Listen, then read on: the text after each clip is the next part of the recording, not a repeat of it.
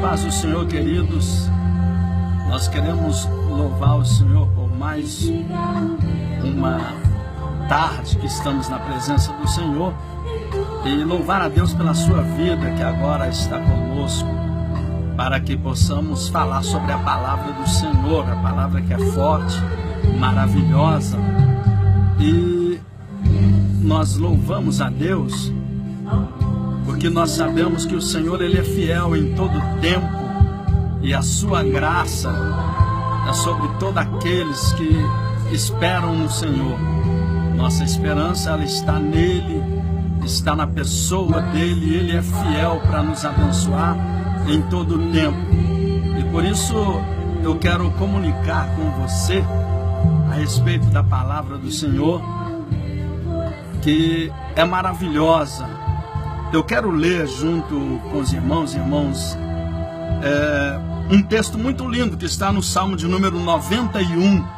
Eu sei que todos que pegam o Salmo para ler, eles sempre lê lá o início do Salmo.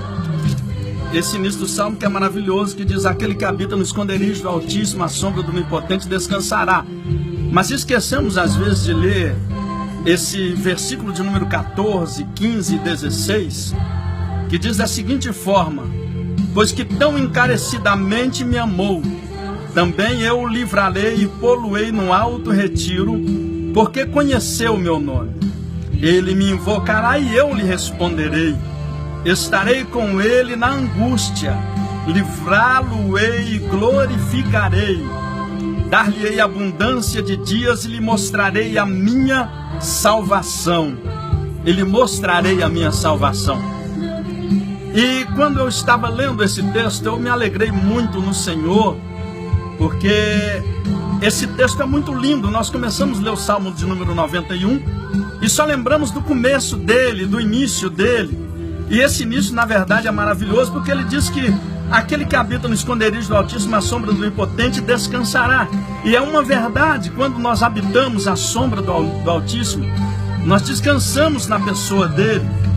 E a nossa confiança está sempre nele, de maneira que nós ficamos tranquilos, ou seja, nós passamos pela luta, passamos dificuldades, mas ao mesmo tempo nós olhamos para tudo aquilo que estamos passando e temos uma convicção de que o Senhor será conosco na peleja, de que o Senhor vai ser conosco. Mas quando nós vamos para o versículo 14, nós vemos algo ainda mais lindo, que diz assim: porque tão encarecidamente me amou, também eu o livrarei.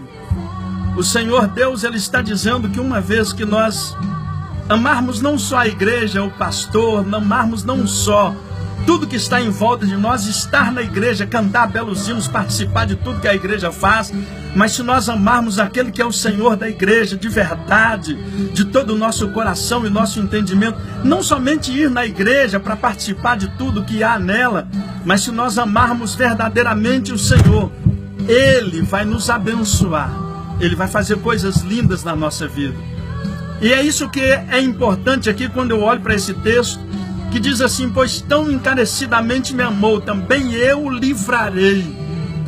Eu olho para a Bíblia e a Bíblia vai dizer na pessoa do Senhor Deus, dizendo: eu achei Davi, um homem segundo o meu coração. Quando a Bíblia diz, o Senhor Deus dizendo que achou Davi, Deus não está dizendo que Ele não conhecia Davi, Deus está dizendo que Ele achou em Davi um coração voltado para Ele. Que Deus está dizendo que Ele viu em Davi um coração que o amava de verdade, que o amava mais do que simplesmente a alegria de estar ali participando do templo, não participando das coisas do sacerdócio, da obra do Senhor, não. Ele achou em Davi um coração que o amava de verdade, que tinha prazer em estar na presença do Senhor. E quando o salmista diz assim, esse texto do Senhor dizendo: pois tão encarecidamente me amou, também eu o livrarei. Olha para você ver: livrarei, pô-lo-ei em um alto retiro, porque conheceu o meu nome. Conhecer o nome do Senhor não é somente descobrir que na igreja existe um Jesus e o pastor diz que ele salva, que ele cura, batiza, que é um Espírito Santo. Não é somente conhecer a igreja e a Bíblia e dizer que na Bíblia está escrito que Jesus um dia, ele morreu e ressuscitou ao terceiro dia, está no céu, não. Não é só isso. Quando a Bíblia diz que conheceu o meu nome, a Bíblia diz que ele teve experiência com Deus. Que ele teve uma experiência com o Senhor, e ele não somente entendeu que existe um Deus, mas ele passou a conhecer esse Deus verdadeiramente, e saber que esse Deus realmente não é simplesmente algo que a Bíblia diz, é entender que esse Deus é de fato aquilo que a Bíblia diz, não porque nós ouvimos falar, mas porque nós sentimos a presença do Senhor, porque nós sentimos a sua graça, porque nós sentimos a sua misericórdia, o seu poder. Esse Deus, ele é maravilhosíssimo, e ele está em nosso meio a cada dia fazendo coisas lindas e maravilhosas. E é isso, porque nós sentimos a sua... E é isso, queridos, que nós queremos a cada dia, a cada instante, sentir a presença dele, a graça dele do jeito que ele é. Quando o salmista ele diz essas palavras maravilhosas aqui no livro de Salmo, capítulo 91, pois que então encarecidamente me amou. Esse amor é maravilhoso.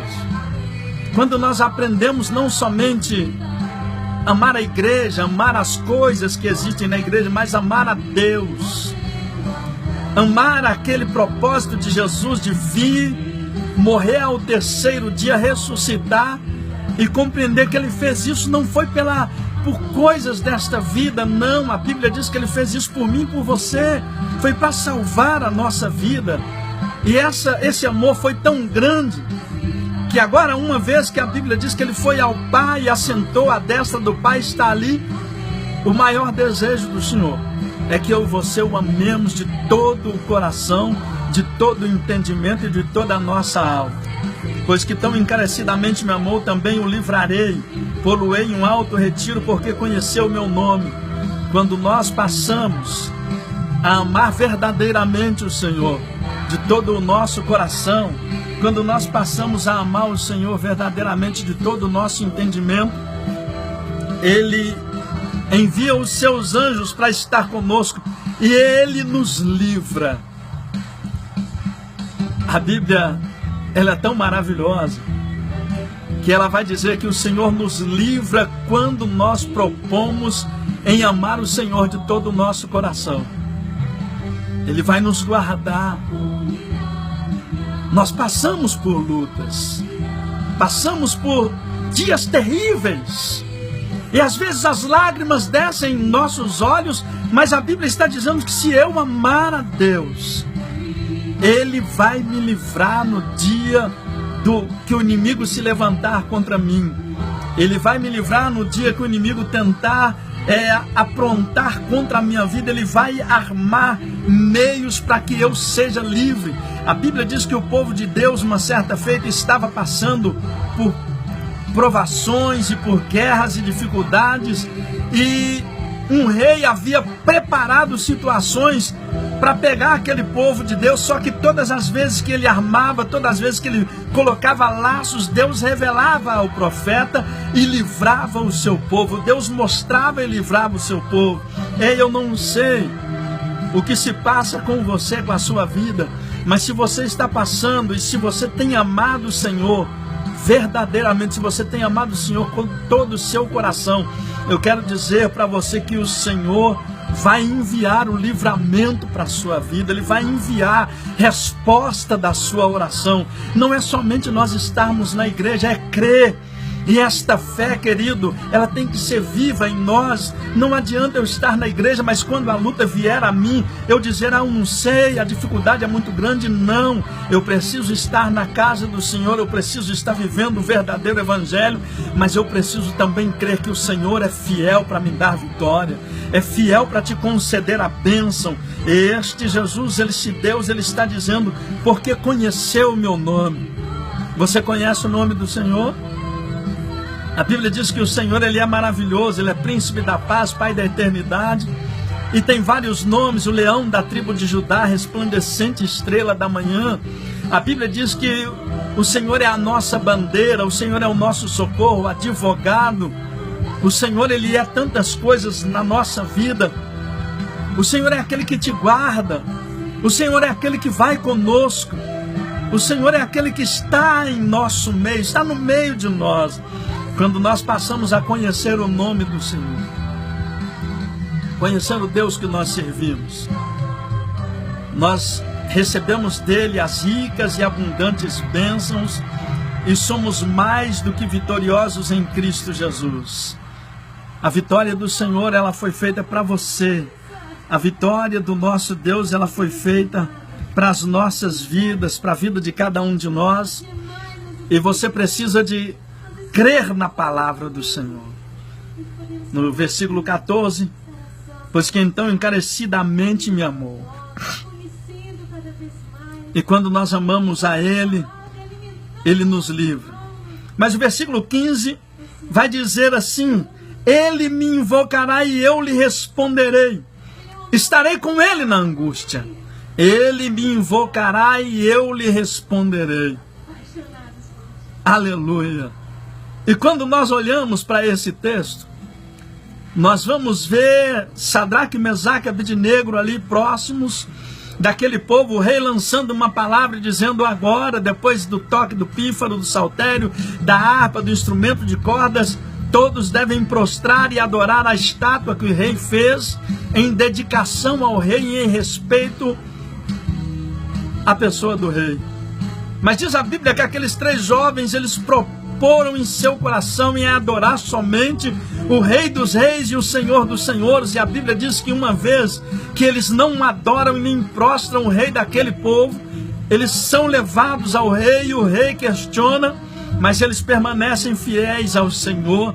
E a Bíblia diz que agora o rei manda que se aqueça a fornalha 7 vezes mais e os lança a fornalha de fogo. E a Bíblia diz que uma vez que eles são lançados na fornalha de fogo, o rei assustado olha para aqueles homens que estão diante dele, os soldados, e diz: nós não lançamos 3, mas eu posso ver 4 homens e um é semelhante ao Filho dos deuses. Ou seja, eles permaneceram no propósito, eles permaneceram e invocaram o Senhor, e aconteceu o que está escrito aqui: o Senhor os respondeu. O Senhor respondeu a eles, esteve com eles, ou está com eles, e está conosco. Ei, querido, se você tem amado o Senhor, se você tem invocado o Senhor, invocar o Senhor é clamar o seu nome.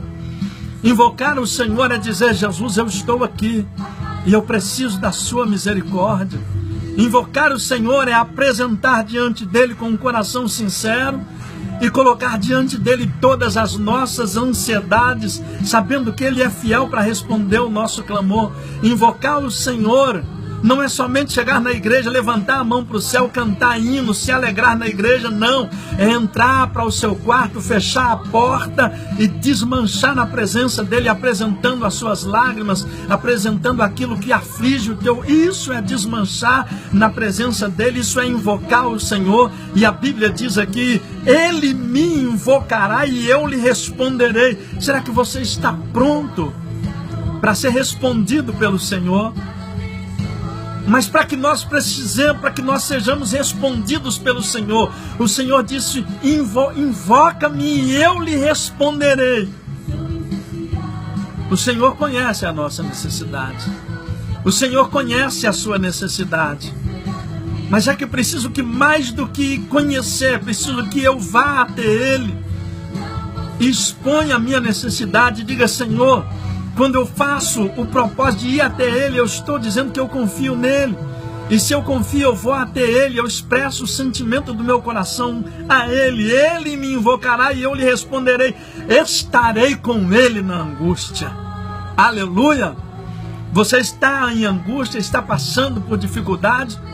Tenha uma certeza: em meio à angústia o Senhor está contigo. Em meio à angústia o Senhor está junto com você aí, em meio, quem sabe, ao leito. Quem sabe no leito de dor, o Senhor está contigo. O Senhor não é o tipo de amigos como os amigos de Jó, que chegaram a ele e ficaram calados ali olhando para a desgraça de Jó e começaram a acusar ele. Não, o Senhor, quando nós passamos por lutas e dificuldades, o Senhor vem e está conosco, Ele está conosco em meio à angústia e Ele ouve o nosso clamor. Talvez você está em um leito de dor, angustiado, entristecido, mas no meio do leito, como o rei Ezequias, que em meio ao leito de dor, ele disse: Senhor, lembra-te de mim. Lembra que eu fui fiel. Lembra que eu fiz a tua obra. Lembra que eu fui fiel na tua presença. Lembra de mim, Senhor, tem misericórdia de mim. Como disse o salmista, tem misericórdia de mim, ó Deus, porque eu sou pecador, mas eu preciso da tua misericórdia. Eu preciso da tua compaixão e da tua misericórdia. Quantas vezes nós vemos o salmista declamando as misericórdias do Senhor? O Salmo de número 11, o salmista está dizendo que dentro do coração dele está dizendo para ele fugir, para ele desistir, mas ele ao mesmo tempo ele diz que não desistiria porque ele conhece o seu Deus. Ao mesmo tempo, o Salmo está dizendo que o Senhor é o nosso socorro bem presente em meio à angústia. Ele invocará e eu lhe responderei. Estarei com ele na angústia. Estar conosco na angústia. A Bíblia diz que quando os discípulos passaram por momentos difíceis, momentos de aflições, o Senhor esteve com eles. A Bíblia diz que quando Daniel foi lançado na cova dos leões, o Senhor estava com ele para livrar. A Bíblia diz que quando o profeta, ele sobe ao monte ali com os profetas, e a Bíblia diz que eles disputam com ele ali, ele vira para eles e diz: ei, vamos parar com esse negócio. Se Baal é Deus, que seja Baal Deus, mas se o Senhor é Deus, que seja Ele. Hoje nós vamos invocar o nome do Deus que nós servimos, e aquele que for Deus de fato, Ele responderá. E quando aqueles homens, os servos de Baal, começaram a clamar, e gritavam por Baal, e imploravam, e a Bíblia diz que eles começaram a se cortar, derramando o seu próprio sangue, na esperança de Baal ouvir, e Baal não respondia a eles. Talvez você está como esses servos de Baal, clamando, clamando, clamando e não vê resposta, mas a Bíblia diz que chegou um ponto que o profeta disse: ei, já deu o tempo. Agora é minha vez. A Bíblia diz que ele renovou, restaurou o altar, fez um altar ao Senhor, mandou que abrisse um rego em volta do altar e derramou água sobre o altar e sobre a lenha, preparou o holocausto, e a Bíblia diz que ele clamou ao Senhor, dizendo: Senhor, para que esse povo saiba que o Senhor é Deus e que eu sou o teu servo, derrama fogo sobre o altar. E a Bíblia diz que caiu o fogo do altar e consumiu o holocausto, a lenha, e ainda lambeu a água que estava em redor do altar. Talvez você precise que o Senhor te responda. Em meio a dúvidas, em meio a dificuldades, você precisa que o Senhor te responda, mas é preciso que você também clame. É preciso que você também abra o seu coração e diga: Senhor, eu estou aqui, eu quero ouvir a tua voz, eu sou teu filho. Talvez eu não seja o melhor filho, talvez eu seja como o filho pródigo, Senhor, que saiu, que distanciou, mas ainda assim eu sou teu filho, e eu preciso ouvir a tua voz. O Senhor, a Bíblia diz que Ele não despreza aquele que o clama, pois então, porque tão encarecidamente me amou, também o livrarei e pô-lo em um alto refúgio, porque conheceu o meu nome. Ele me invocará e eu lhe responderei. Estarei com ele na angústia, livrá-lo-ei e o glorificarei. O Senhor está pronto para te livrar dessa situação. Posso repetir: o Senhor está pronto para livrar você desta situação que você passa hoje. Mas você precisa querer. Mas por que eu estou assim, Senhor? Por que eu estou assim? Porque talvez você ainda não aprendeu o que é amar a Deus. Talvez você ainda não invocou de maneira correta. Talvez você ama estar na igreja, talvez você ama ir para a igreja, talvez você ama cantar os corinhos da igreja, talvez você ama fazer parte da igreja que você está, mas você ainda não aprendeu a amar a Deus, e amar a Deus é renunciar tudo e se entregar a Ele. Amar a Deus é parar de olhar para as pessoas e unir a Ele, se entregar verdadeiramente a Ele. Ah, mas você ama a Deus? Como você ama a Deus e faz isso, aquilo, aquilo outro? Se alguma coisa em você está fazendo com que as pessoas olhem para você e critiquem o nome de Deus e critiquem a palavra de Deus, larga isso, porque isso não é amar a Deus. Amar a Deus é largar tudo aquilo que faz divisão entre você e Ele e caminhar para Ele. Ah, eu amo a Deus, mas eu escuto essas músicas aí mundanas que fazem tanta coisa que separa você de Deus. Larga tudo isso e se entrega verdadeiramente a Cristo. A minha igreja deixa isso, deixa aquilo, mas dentro do seu coração o Espírito Santo tem mostrado para você que isso não é do agrado dele. Talvez na sua igreja pode, mas Deus não está agradando na tua vida, porque Ele tem um propósito diferente com você. Então larga isso, porque a igreja não vai te levar para o céu. Quem vai te levar para o céu é Jesus Cristo. Você deve amar a sua igreja, respeitar o seu pastor, sim. Mas tem coisas que a nossa igreja permite fazer que Deus não quer que eu e você façamos. Então deixa de fazer isso e atende a voz de Deus e ser fiel a Ele. Às vezes nós esquecemos que é o Senhor, é Ele. E eu preciso amar a Deus de verdade. Eu preciso amar a Deus mais do que tudo que está em volta de mim. Eu preciso ajoelhar na presença dEle e orar, não como... Hoje nós oramos como se estivéssemos orando para uma estatueta. A gente ajoelha na maior hipocrisia que existe dentro do nosso coração. Seja sincero, querido. A gente ajoelha diante de Deus e fala: Deus, obrigado por isso, por aquilo, etc, etc, etc. Fala um monte de bobeira, um monte de bestagem. E agradece por um monte de bobajada. E levanta e vai dormir, ou ajoelha, fala um monte de coisas sem sentido. Deus não é descarga. Sabe por que eu digo isso? Oração é diálogo. Oração é expressão daquilo que está dentro de nós.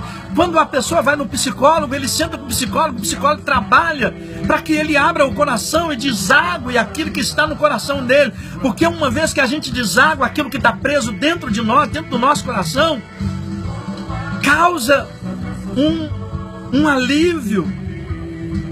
Você está entendendo? Quando eu consigo expressar aquilo que está me afligindo, aquilo que está aqui dentro de mim, está afligindo o meu coração, causa um alívio em mim, porque aquilo foi tirado de mim, foi arrancado de mim. E é isso que a Bíblia está dizendo aqui. Ele me invocará. Quando Jesus está dizendo, quando Deus está dizendo Ele me invocará, Ele está dizendo, Ele vai vir até mim e vai expressar o sentimento do seu coração a mim. E quando Ele expressar o sentimento do seu coração para mim, eu vou aliviar o coração dele, eu vou dar paz ao coração dele. É isso que o Salmo de número 23 está dizendo. O Senhor é o meu pastor e nada me faltará. Ele vai me dar paz, Ele vai me levar em lugares verdejantes, ou seja, Ele vai descansar a minha alma. Então, a Bíblia está dizendo aqui: Ele me invocará e eu lhe responderei. Estarei com Ele na angústia, livrá-lo-ei e o glorificarei. Você já teve coragem de chegar diante de Deus e dizer: Senhor, eu estou fazendo isso e eu preciso que o Senhor me ajude. Senhor, eu estou vivendo essa situação e eu preciso da Tua misericórdia. A Bíblia diz que uma certa feita, não me lembre agora, não me faz lembrar agora bem o nome do rei, Mas a Bíblia diz que os inimigos vinham contra eles e eles eram muito fracos em vista dos seus inimigos. E a Bíblia diz que aquele rei foi até o Senhor e disse: Senhor, olha para nós, olha a nossa situação, fracos nós somos, nós não temos em nós capacidade, não temos condições em nós de vencer os nossos inimigos, porque são maiores do que nós, porque são mais fortes do que nós.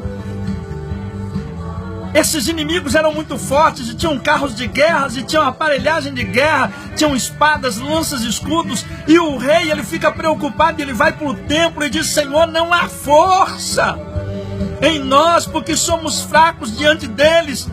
Tem misericórdia de nós. Mas nós sabemos, Senhor, que o Senhor é a nossa força, que o Senhor está conosco. E sabe o que aconteceu? O Senhor foi com eles. E sem que eles pudessem ao menos fazer alguma coisa, o Senhor enviou resposta de oração e deu vitória sobre os inimigos de tal forma que toda a vizinhança daquele povo dizia: o Senhor é com eles. O Deus desse povo está com eles. Você está entendendo? Os seus inimigos são fortes. A luta que você está passando é grande. É. Mas você já foi até o Senhor e rasgou o coração e disse: Deus, eu preciso da tua misericórdia. Eu preciso da tua graça. Mas talvez você foi e um monte de gente já reclamou, já postou no Facebook um monte de babaquice, porque agora a onda é postar no Facebook. Ai, Deus, tem misericórdia de mim porque eu não aguento mais. Ai, Deus, eu estou passando por essa luta, uma palhaçada de ficar postando no Facebook que está passando luta, que está... Pra quê? O Facebook não tem poder de te livrar, o Facebook não tem poder de te dar vitória, de te libertar, não. Mas a Bíblia diz assim: entra no teu quarto, fecha a tua porta e clama a Ele, e clama ao Senhor, porque o Senhor, Ele é fiel. Foi o que fez o salmista. A Bíblia diz que Jeremias enfiava a cabeça entre as pernas e dizia: Deus, eu não posso olhar para o seu povo sem que os meus olhos se encham de lágrimas. Tem misericórdia do seu povo. A Bíblia diz que o profeta Eliseu clamava ao Senhor. A Bíblia diz que Daniel clamava, virava, abria a janela que dava para Jerusalém, estendia a mão e orava todos os dias, clamando ao Senhor pela sua misericórdia. Se Daniel orava, se Moisés orava, se Elias, Eliseu, Isaías, se todos os profetas maiores e menores oravam pedindo a misericórdia de Deus, porque eu e você, querido, vamos ficar olhando para a luta e calados como se nada estivesse acontecendo, aí você vai vivendo desgraçadamente uma vida difícil, de luta, de problemas, e vai ficando calado pensando: isso é normal, isso faz parte da luta. Não, a Bíblia diz que Deus te chamou para ser mais do que vencedor em Cristo Jesus, e o diabo e Satanás e o inferno quer que você entenda que você foi chamado para ser um miserável, desgraçado, pobre, miserável e nu. Não, a Bíblia diz que o Senhor disse ao seu povo: eu tenho coisas melhores para vocês. Eu tenho coisas maravilhosas para o meu povo, mas o meu povo se esqueceu de mim e trocou a glória de Deus, trocou o boi que come erva pelo seu Deus. O povo prefere adorar o homem, as coisas deste mundo, Baal, que é o dinheiro, e tantas outras coisas, e esquece do seu Deus, porque para adorar o seu Deus tem que haver reverência, para adorar o seu Deus tem que deixar muita coisa de lado. E aí perde as misericórdias do Senhor. E o Senhor está dizendo aqui: pois que tão encarecidamente me amou, também eu o livrarei. Quer ser livre? Ame o Senhor. Ame de todo o seu coração. Não seja hipócrita. Eu amo, mas quando chega lá na frente, não seja como o discípulo que dizia a Jesus: Jesus, é o seguinte, Jesus, onde o Senhor estiver, eu estarei contigo. Senhor, eu sou diferente. O que o Senhor passar, eu passo. Não largo o pé com o Senhor, estou contigo. É mesmo, Pedro? É, Senhor. Mas antes que o galo cante, Pedro, tu me negará 3 vezes. Não, Senhor. Todos podem te negar, mas eu não vou negar. Aí a Bíblia diz que Jesus é pego. Levam até os sacerdotes ali para incriminar, para achar acusação. E aí a Bíblia diz que Jesus está lá entrando no burraio. Um empurra dali, outro de cá, aquele negócio todo. Aí diz a Bíblia que Pedro está ali perto. Alguém diz assim: ei, você é um deles. Você é um dos que anda com ele. Não, sou não. Vem uma mulher passando e diz: ei, esse aqui é um deles, ó. Você veste como ele, fala como ele, você é um deles, rapaz. Não sou, nem nunca vi esse homem. E quando na 3ª vez ele nega, o galo canta, ele percebe que ele negou. Às vezes nós falamos aqui que amamos a Deus, mas negamos Ele toda hora. Às vezes nós falamos que amamos a Deus, mas negamos Ele com palavras, com gestos. E isso às vezes nos coloca em situações difíceis. Mas que eu e você, querido, possamos ser uma bênção. Às vezes, como Pedro, na hora do vamos ver, na hora do vamos ver mesmo, a gente pega e diz assim: mas precisamos ser verdadeiramente, tirar essa capa. O cego que estava lá na esquina, lá,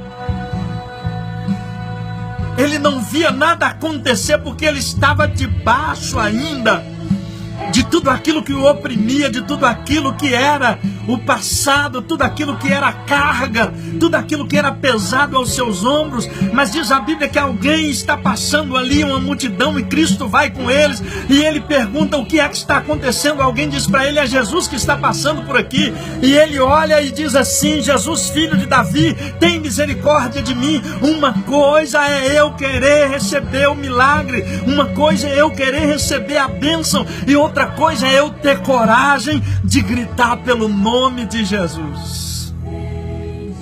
Irmão, mas eu vou na igreja, na hora certa ele vai me dar vitória. Eu vou.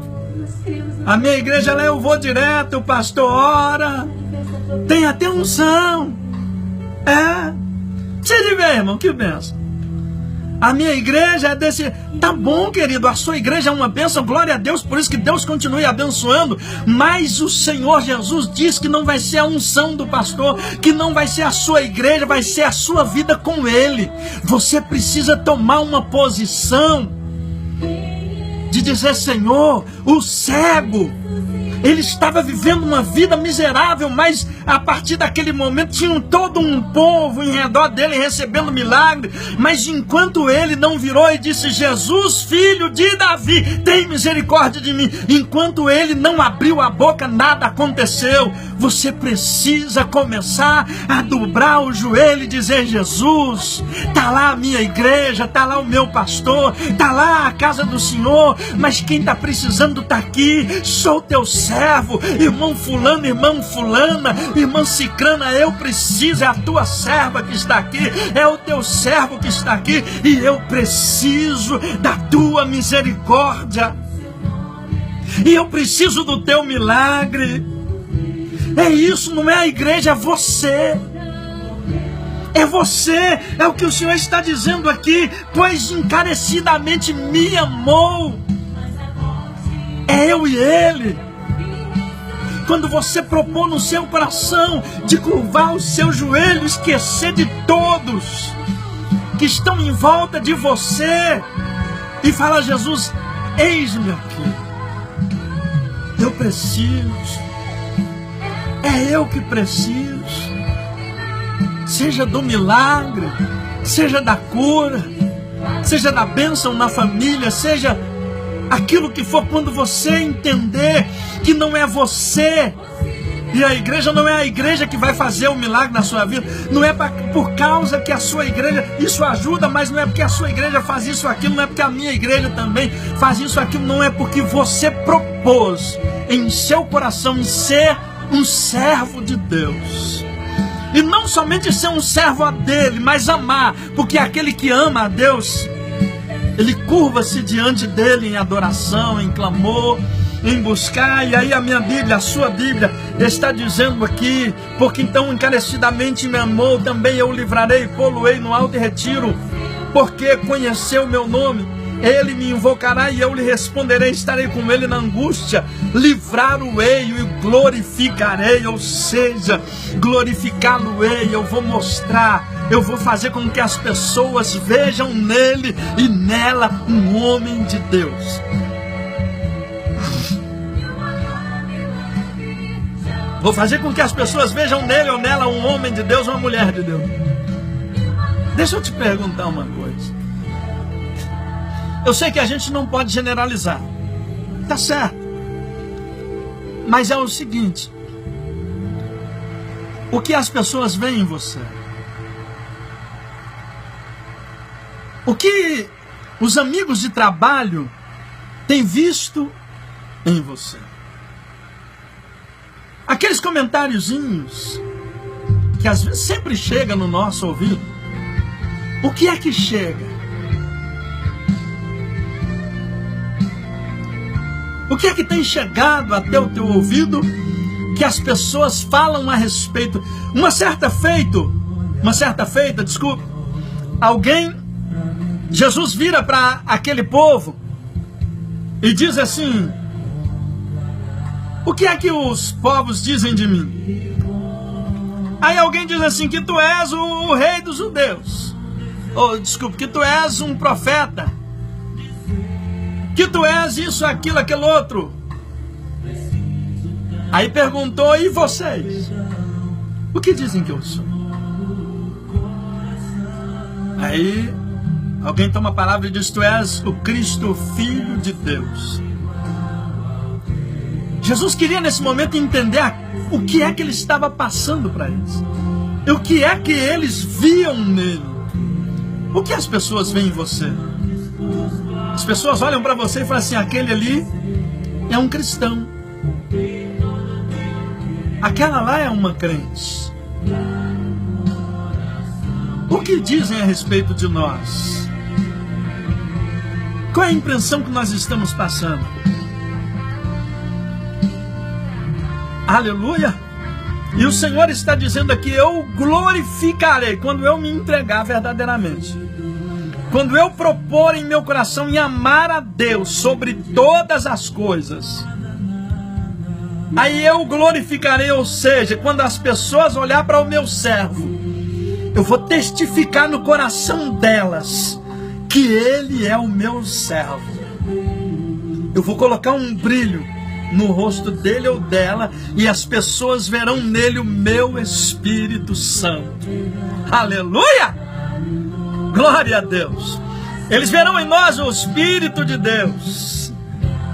O versículo 16: dar-lhe-ei abundância de dias e lhe mostrarei a minha salvação.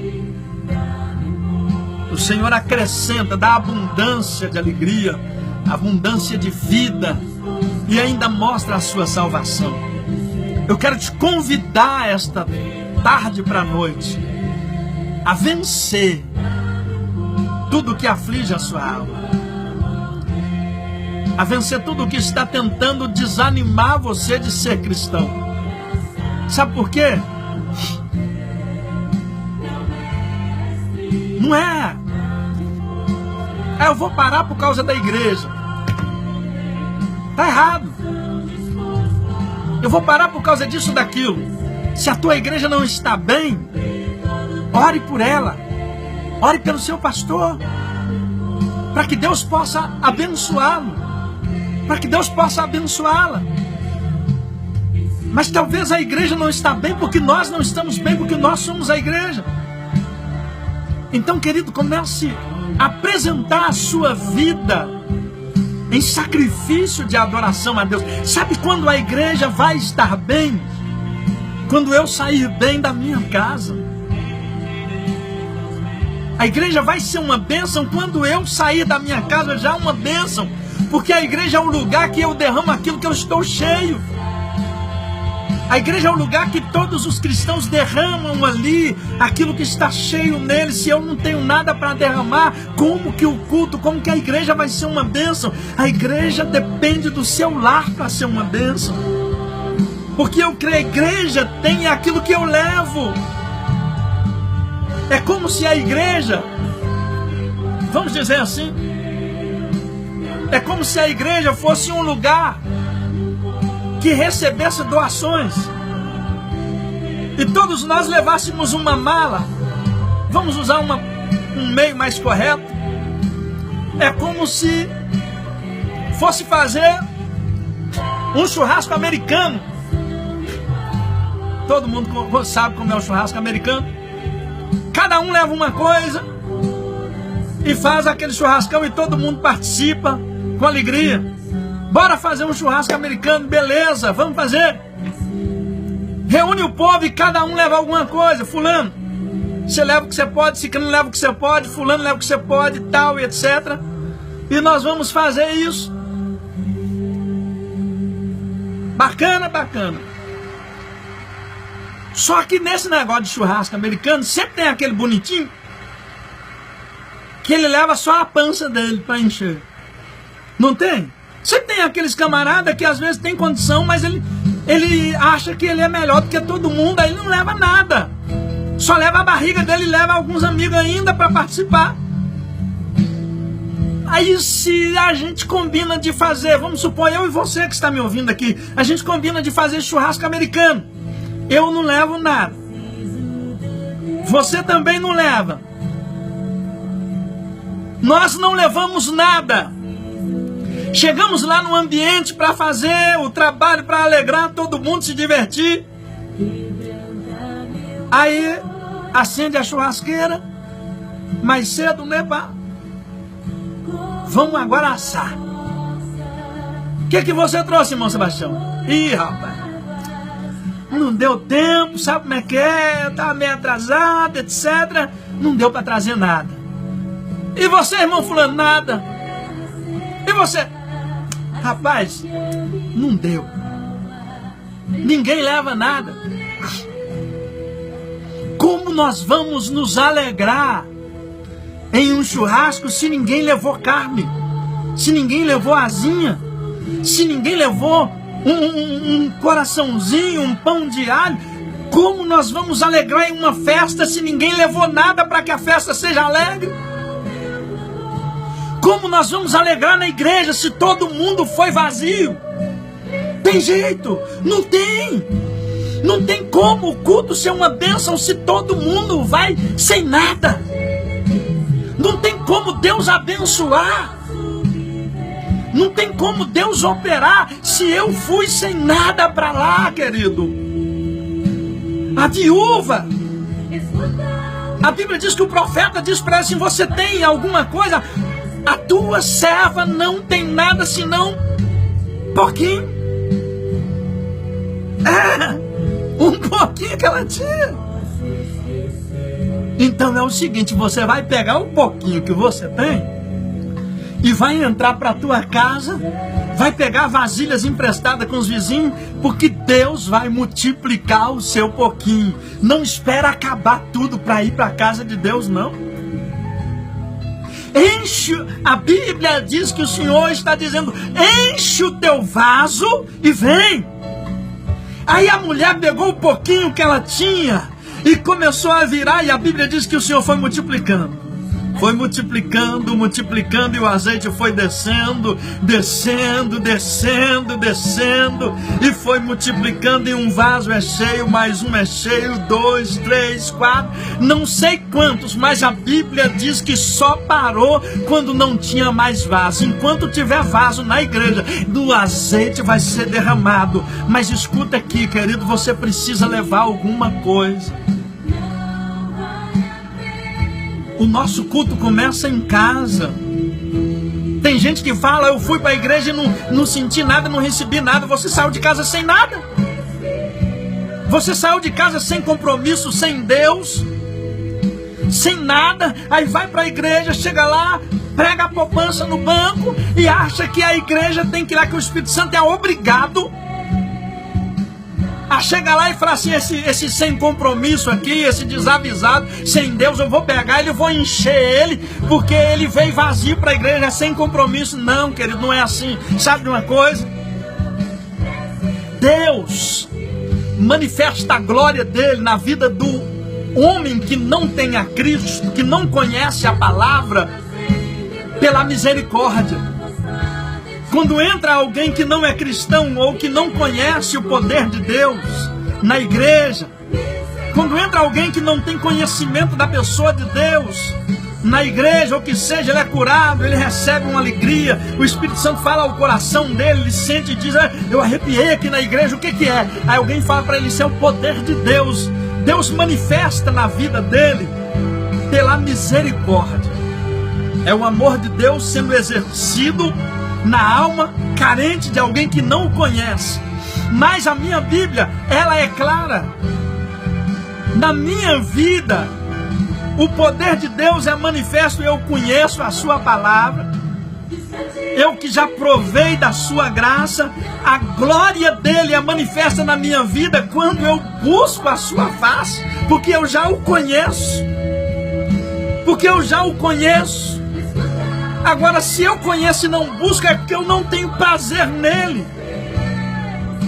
Se eu conheço e não busco, é porque eu não tenho prazer. E se eu não tenho prazer, para que vai cumprir isso aqui da Bíblia? Olha, pois que tão encarecidamente me amou, também eu o livrarei. Deus vai te livrar para quê?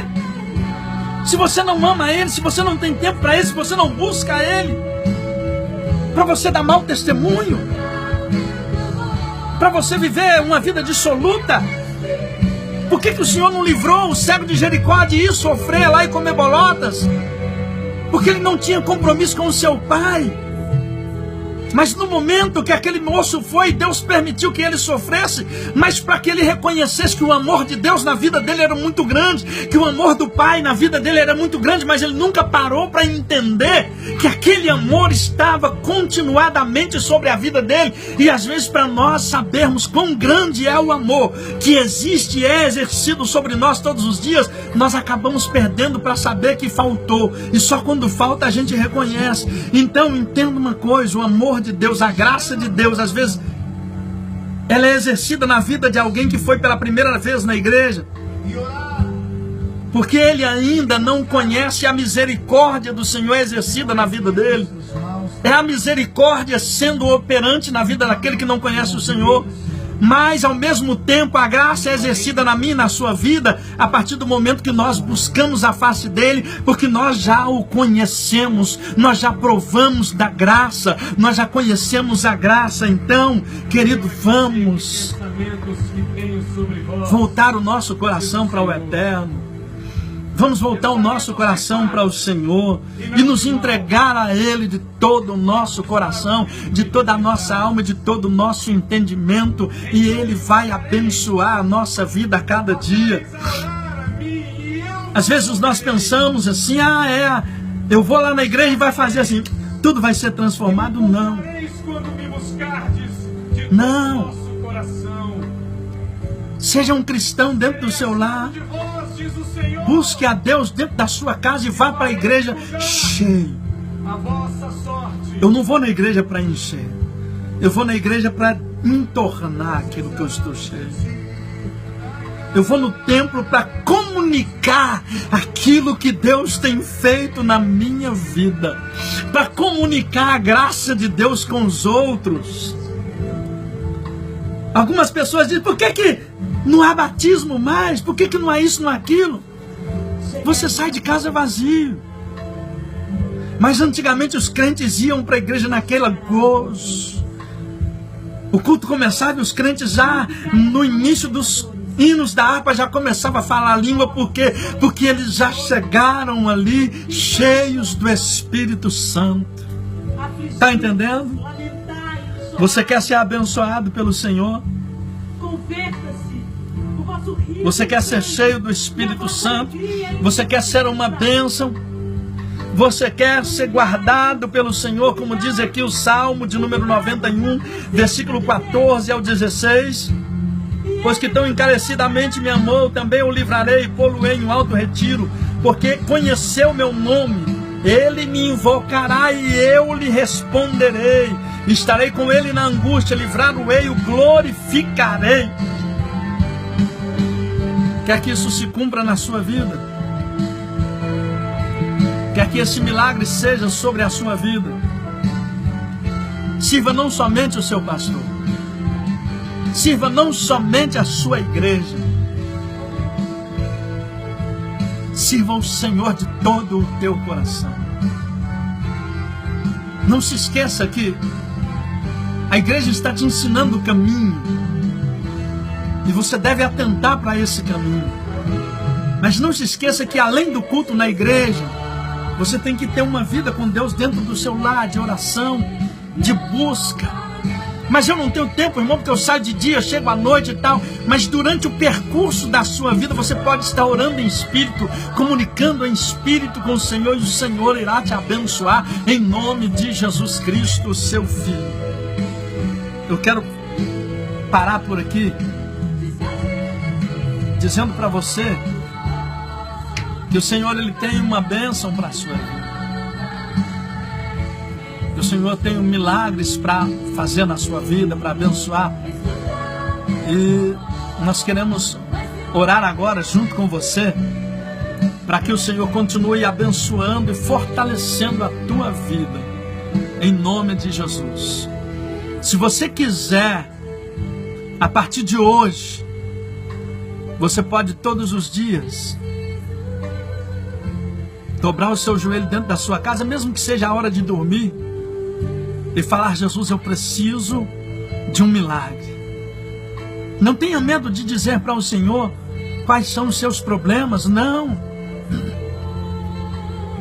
Não tenha medo de dizer para o Senhor quais são os seus pecados, talvez, não tenha medo.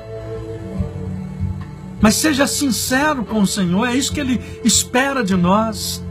É isso que Ele espera de você e de mim, que sejamos sinceros e fiéis a Ele, nas nossas palavras, nos sentimentos que há dentro de nós, e Ele nos abençoará a cada dia.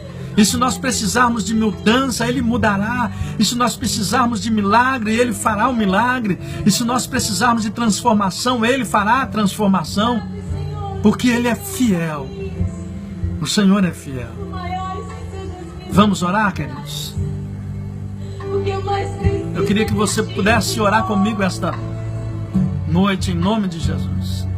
Senhor Deus, em nome de Jesus Cristo, eu oro agora com o seu filho, a sua filha, esse que vai me ouvir, que está me ouvindo. Que o Espírito do Senhor, Jesus, fortaleça o teu filho, a tua filha. Que o Espírito do Senhor transforme a vida dele e o abençoe, em nome de Jesus. Eu quero, Senhor, agora, orando com esta vida, que se há alguma enfermidade, alguma doença, algum mal, eu quero repreender em nome de Jesus. Senhor, a tua palavra ela é poderosa e ela vai onde, ó Pai, quer que seja, e eu quero ordenar que todo mal e toda enfermidade seja repreendido agora para a glória do nome de Jesus. Abençoa, Deus, o seu filho, a tua serva, fortalece ele e ela, e dá vitória à sua família, o seu lar. Repreenda tudo aquilo que vem de contrário, Senhor, e cobre com teu sangue para a glória do nome de Jesus. Em nome de Jesus. Que Deus continue abençoando a tua vida. Que Deus continue fortalecendo você. Em nome de Jesus, querido.